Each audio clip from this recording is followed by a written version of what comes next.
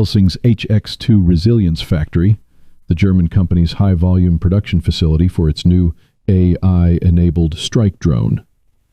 Located in southern Germany, the first Resilience Factory, RF1, is already operational and designed from the ground up for rapid, scalable manufacturing of the HX-2.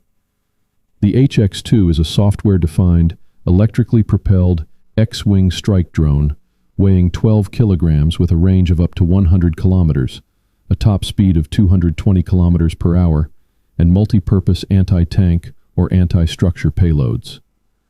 The factory's strength is its ability to produce over 1,000 units per month from the start, with the design allowing quick incorporation of battlefield feedback into new production runs.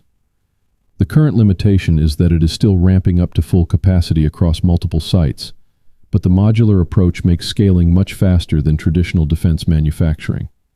The first Resilience Factory became operational at the end of 2024, with the second factory coming online in February 2026, and now producing 1,000 HX-2 drones per month, with room to add another 400 to 600 monthly.